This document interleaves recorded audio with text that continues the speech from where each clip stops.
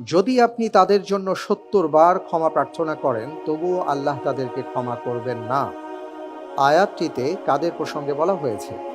এ মুশরিকদের, বি দ্বীন ইসলাম ত্যাগকারীদের, সি মুনাফিকদের, ডি আল্লাহদ্রোহী কিতাব বিকৃতকারীদের। ইন তাস্তাগফির লাহুম ৭০ মাররাতান ফালান ইয়াগফিরাল্লাহু লাহুম। আলহামদুলিল্লাহ, আমি সঠিক উত্তর হিসেবে বেছে নিচ্ছি অপশন সি, মুনাফিকদের।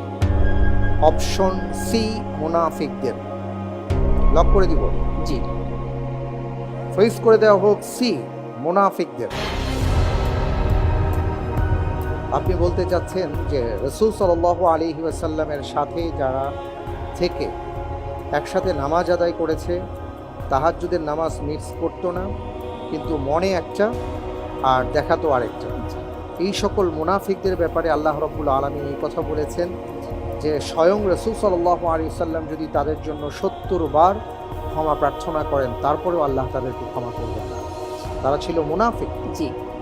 আব্দুল্লাহ বিন উবাই যখন মারা যায় তখন আল্লাহ সাল্লাল্লাহু আলাইহি ওয়াসাল্লাম তার জন্য ক্ষমা প্রার্থনা করতেছিলেন। ওমর রাদিয়াল্লাহু তাআলা বলতেছিলেন, কেন আপনি তাদের জন্য ক্ষমা প্রার্থনা করতেছেন? সে তো অমুক দিনে এরকম এরকম কাহিনী করেছে। তখন আল্লাহ সাল্লাল্লাহু আলাইহি ওয়াসাল্লাম বলেছেন, আমাকে এখনো নিষেধ করা হয়নি। অতঃপর এই আয়াতটি নাযিল হয়, ইস্তাগফির লাহুম আও লা তাস্তাগফির লাহুম। আপনি যেই কথাগুলো বললেন এবং যে কথার আলোকে সি অপশনটাকে পছন্দ করেছেন, আমিও লক করেছি। আমি দেখতে পাচ্ছি আপনার উত্তরটি সঠিক উত্তর। আলহামদুলিল্লাহ।